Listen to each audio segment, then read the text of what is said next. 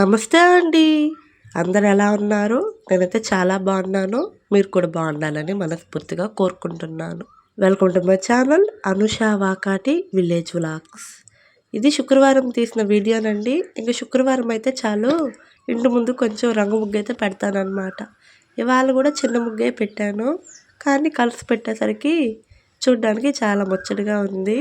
ఇంక ఈ కలర్స్ పండగప్పుడు తీసుకున్నాను కదండి, అవేను. పండగప్పుడు కొంచెం ఎక్కువగానే తీసి పెట్టుకుంటానండి రంగులు. అవి ఆ సంవత్సరం అంతా శుక్రవారం అప్పుడు. అలాగే ఉన్న పండుగలు వచ్చినప్పుడు అయితే ఖచ్చితంగా ఇంటి ముందు రంగు ముగ్గు పెట్టాల్సిందేను. ఇంక ఇవాళ ఇలా అయితే ముగ్గు అయితే పెట్టాను. చిన్న ముగ్గైనా రంగులు పెట్టేసరికి మంచి లుక్గా అయితే ఉందన్నమాట. ఇక్కడ నేను ముగ్గేస్తుంటే పక్కనే ఒక కోయిలైతే చెట్టు మీద వాళ్ళైతే కూస్తూ ఉంది. ఇంకా నేను ఆ కోయిల స్వరాలు వింటూ ఇలా ముగ్గు అయితే పెడుతున్నాను అనమాట. మార్నింగ్ టైంలో ఇలా పక్షుల అరుపులు వింటూ పని చేసుకుంటే భలే సరదాగా ఉంటుంది. ఇంకా ఒక పక్క కోడి కూతలతో అలాగే కోకిల స్వరములతో పక్షుల కిలకిలలతో చాలా సరదాగా ఉందండి ఉదయం అయితేను. సమ్మర్ కదా, ఇక్కడ సిమెంట్ రోడ్డు కడిగిన వెంటనే ముగ్గు అయితే పెట్టేయాలన్నమాట. ఒక 5 నిమిషాలు లేట్ అయినా మొత్తం గచ్చంతా నీట్గా అయితే ఆరిపోతుంది. ఏమన్నా సరే ముగ్గు గచ్చు ఆరకముందు పెడితేనే బాగుంటుంది. ఇంకా మొత్తం ముగ్గు పెట్టేసరికి ఇలా వాకిలి కూడా అయితే ఆరిందనమాట. నేను పెట్టిన ముగ్గు అయితే ఇలా అయితే ఉందండి. ఇంకా ఈ వేసవి కాలంలో ఉదయాన్నే 5 గంటలకల్లా సూర్యోదయం అయితే అయిపోతుంది. అందుకోసమే కొంచెం తొందరగా అయితే లేవాల్సి వస్తుంది. మా పల్లెటూరు సైడు సూర్యోదయం అవ్వకముందే ముగ్గు అయితే పెట్టాలన్నమాట. అది ఏ టైం అయినా కానీ, అంటే 5 కల్లా తెల్లారిపోతుంది కదా, ఆ టైం కల్లా ముగ్గు అయితే పెట్టాలన్నమాట. ఇంకా ఈ సమ్మర్ హాలిడేస్ ఇచ్చినప్పటి పిల్లలకి స్కూల్ లేదని కొంచెం పడుకుంటున్నాను. అదే స్కూల్ ఉంటే మాత్రం కరెక్ట్గా టైం కల్లా లేచి బాక్స్ అన్నీ పెట్టేయాలన్నమాట. కొంచెం మేము మాత్రం లేటుగా లేచినా ఆ రోజు లంచ్ అనేది లేట్ అయిపోద్ది. ఇంకా ఆ రోజు ఆటో మిస్ అయిపోయినట్టేను. తొందరగానే లేస్తాను. కానీ సమ్మర్ హాలిడేస్ ఇచ్చినప్పటి స్కూల్స్ లేదులే అని కొంచెం 5:30కి అలాంటప్పుడు కూడా లేస్తాను. కొన్నిసార్లు పిల్లలతో ఏగి వాళ్ళు లేటుగా పడుకుంటే మాత్రం నైటు ఇంకా నేను కూడా మార్నింగ్ లేటుగా అయితే లేస్తాను. కొన్నిసార్లు 6కి అలా లేచి ముగ్గు పెడుతుంటే మాత్రం ఎవరైనా ఏమన్నా అంటారు, ఎవరైనా ఏమన్నా అనుకుంటారనేది భయం అయితే ఉంటుంది. అందుకోసం ఆ రోజు గబగబా ముగ్గు అయితే పెట్టేస్తాను. అదే కొంచెం తొందరగా లేస్తే మాత్రం ఇంటి ముందు నీట్గా అయితే ముగ్గు అయితే పెడతాను. ఇంక ముగ్గేసేసి ఇంట్లోకి వచ్చేసరికి క్లైమేట్ అంతా ఒక్కసారిగా అయితే మారిపోయింది. సైడ్ మబ్బుల మయంగా ఉండింది తూర్పు వైపు. ఇంకా దానికి తోడు గాలైతే తోడైంది. ఇంకా వర్షము వచ్చే సూచనలు అయితే ఎక్కువగా అయితే ఉన్నాయన్నమాట. ఈ ఎండాకాలం ఉక్కపోత మా ఏరియాలో అయితే బాగా గట్టిగానే ఉంది. ఒక వాన జల్లు పడితే మాత్రం మొత్తం చల్లగిస్తుందన్నమాట. ఈ వాన కోసమే వెయిటింగు. ఎందుకంటే ఇంట్లో అంత ఉక్కైతే వస్తుంది. జున్నుకి మున్నుకి కూడా ఒళ్ళైతే బాగా అయితే పేలిపోయింది. ఇంకా ఈ సమ్మర్కి ఇంట్లోకి ఏసీ అయితే తీసుకుందామని అయితే అనుకుంటున్నాము. ఆ ఏసీ తీసుకోవాలని ఒక 1 మంత్ నుంచి అయితే అనుకుంటున్నాం, కానీ దానికి ఏదో ఒక పనులు అయితే అడ్డొచ్చి అయితే పడుతున్నాయన్నమాట. మేము బ్యాంకులో గోల్డ్ అనేది పెట్టుంటే దానికి వడ్డీ కట్టి రెన్యువల్ చేద్దామని వెళ్ళాము. కానీ వాళ్ళు గోల్డ్కి మొత్తం కట్టి విడిపించి నెక్స్ట్ రోజు మళ్ళీ అయితే పెట్టుకోమన్నారు. ఇంకా ఏసీకి అని తీసిన డబ్బులు కూడా దానికి కట్టేసి ఇంకా గోల్డ్ అయితే విడిపియాలి. మిగతాది కూడా సర్దాలన్నమాట. కొన్ని బ్యాంకులు కొన్ని రూల్స్ అయితే ఉన్నాయి.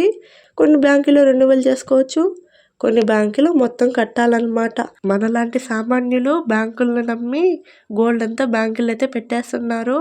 ఇలా రూల్స్ మారడం వల్ల మొత్తం అమౌంట్ తెచ్చి కట్టమంటే మనలాంటి సామాన్యులు మాత్రం ఎక్కడ తెచ్చి కడతారు?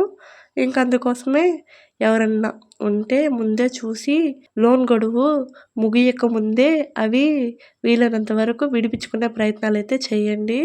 అలా ఉంటున్నాయి రూల్స్ అయితేను. ఇంతకుముందు ఏడాది దాకా రెన్యువల్ చేసేవాళ్ళు ఇప్పుడైతే పూర్తిగా రెన్యువల్స్ అయితే ఆపేస్తున్నారనమాట. మన తిప్పలు మనం పడాల్సిందే కదా, కానీ అమౌంట్ వాళ్ళకి చూపియాలంట. సపోజ్ ఒక 10,000కి పెట్టుకున్నా 10,000 అమౌంట్ చూపియాలి, 1,00,000 రూపాయలకు పెట్టుకున్నా 1,00,000 రూపాయల అమౌంట్ అనేది చూపియాలన్నమాట. అలా ఉన్నాయండి రూల్స్.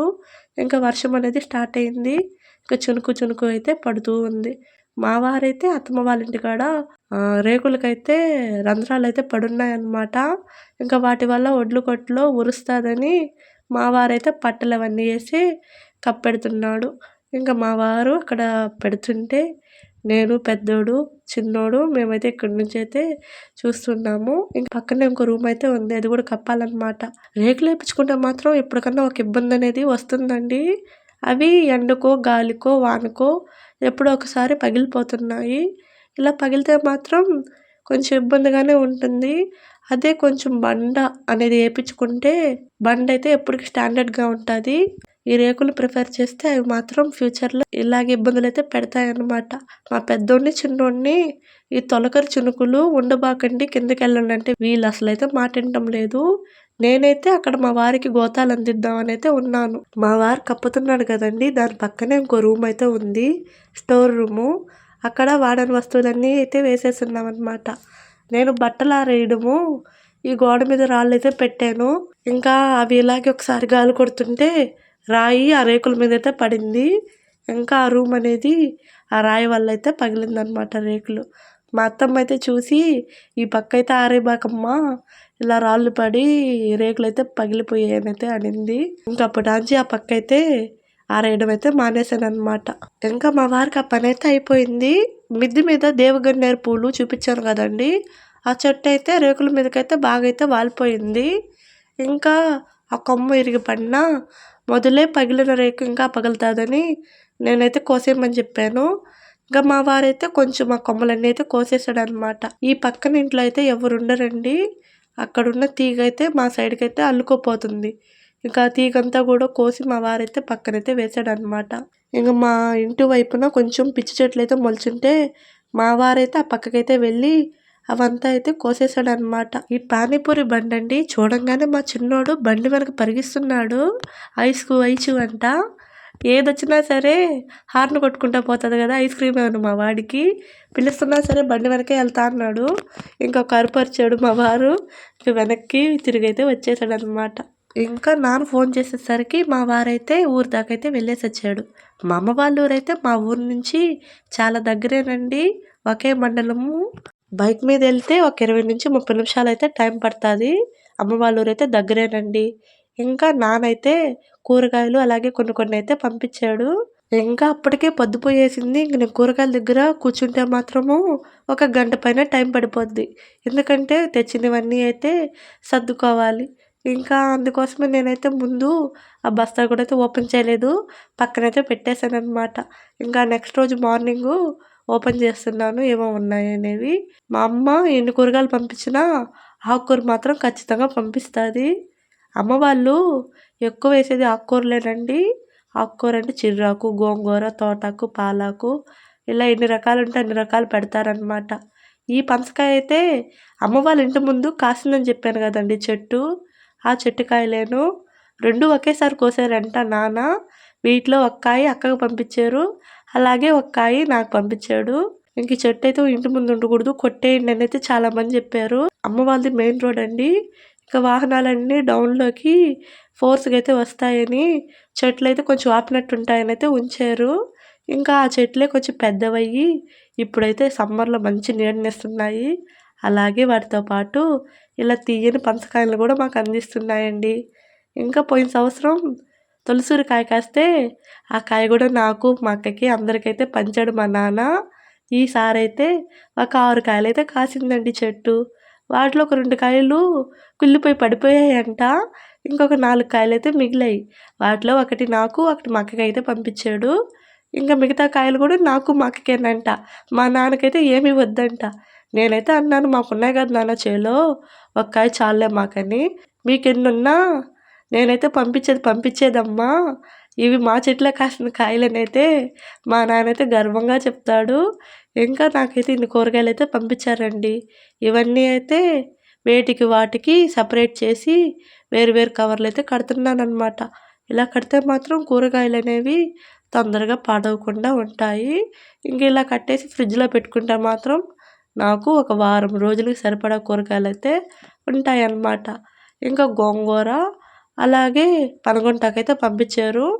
ఇంకా అవైతే కూర అయితే చేయాలన్నమాట.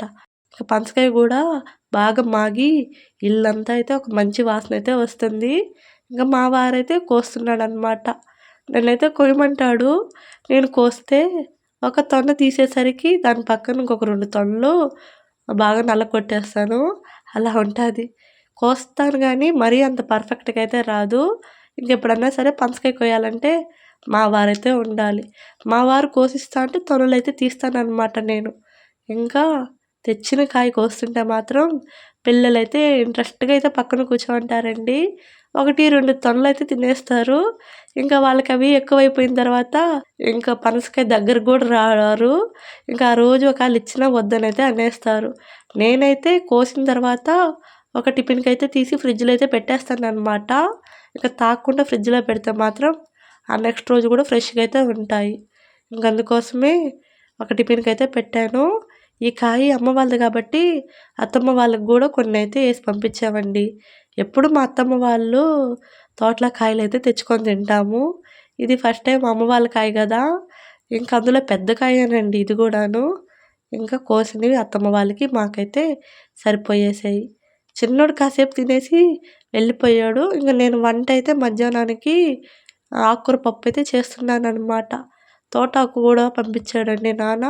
ఇంకా తోటాకి తరిగి ఇలా పప్పుకూరైతే చేస్తున్నాననమాట. ఇక వీటిలోకి నేను వడియాలు మొన్న పెట్టాను గదండీ! ఇవి ఫస్ట్ టైం పెట్టిన వడియాలు. ఇంక ఇవైతే పప్పులోకి బావుంటాయని వడియాలైతే ఏపుతున్నాను. కొంచెం మందంగా పెట్టాను. కానీ వడియాలైతే బానే వచ్చాయి. ఈసారి కొంచెం మిస్టేక్ ఏదో తెలుసుకున్నాను గదా! ఇక నెక్స్ట్ నుంచి నీట్‌గా అయితే పెడతాననమాట. ఈ వడియాలు ఎలా ఉన్నా నాకైతే చాలా హ్యాపీ అయితే అనిపించిందండి. ఫస్ట్ టైం పెట్టాను. అయినా బావున్నాయి. మన చేత్తో మనం చేసుకున్నవి చాలా హ్యాపీనెస్‌నైతే ఇస్తాయన్నమాట. వడియాలు ఏపితే మాత్రం కొంచెం ఎక్కువగానే ఏపుతాను. ఎందుకంటే పిల్లలు ఉండేది కదా! వాళ్ళు తిన్నన్ని తింటారు. మిగతావన్నీ కింద నలిపి పోసేస్తారండి. ఇంకా మా దాకైతే రావు. కొంచెం ఎక్కువ ఏపితే వాళ్ళు ఆడంగా మిగిలినవైతే మాకైతే వస్తాయన్నమాట. వంటంతా అయిపోయింది. ఈ లోపలైతే ఈ రొయ్య లాంటియైతే వచ్చింది. నేను ముందే చెప్పి పెట్టాను. టైగర్ రొయ్యలు తెస్తే మాత్రం నాకు ఇవ్వమని. ఇంకా అది పనిగా అయితే ఆంటీ దాచిపెట్టి మరీ తెచ్చిందంట. దారిలో వాళ్ళు చాలామంది అడిగితే నేను అడిగానని అది పనిగా తెచ్చైతే ఇచ్చింది. వాటిలో ఇది టైగర్ రొయ్య కదండీ! తెల్ల రొయ్యను. ఇది నారచేయ కంటే చాలా పెద్దగా ఉంది. అంత పెద్ద రొయ్య. ఇంకా ఈరోజు వంటైనా రేపటికి చేయొచ్చులే అని నేనైతే తీసేసుకున్నాను. ఇంకైతే వలిచి ఫ్రిడ్జ్‌లో అయితే పెట్టాలన్నమాట. నేనెప్పుడూ చూడలేదండి తెల్ల రొయ్య. ఇంకా టైగర్ రొయ్యలే వీటి పక్కన చిన్నవిగైతే ఉన్నాయి. ఇవైతే టైగర్ రొయ్యలండి. ఇవి కొంచెం పిల్లల్లాగా అయితే ఉన్నాయన్నమాట. పిల్లలు రొయ్యలు ఇష్టంగా తింటారని నేను ఎక్కువ రొయ్యలే తీసుకుంటాను. ఇంకా ఆంటీకి చెప్పబట్టి ఆంటీ అయితే అది పనిగా తెచ్చైతే ఇచ్చిందనమాట. ఈ వీడియో అయితే ఇంతేనండి. చాలామంది నా వీడియోస్ చూస్తున్నారు కానీ సబ్స్క్రైబ్ చేసుకోవట్లేదు. మీకు నచ్చితే సబ్స్క్రైబ్ చేసుకోండి. Please like, share and subscribe my channel Anusha Vakati village vlogs.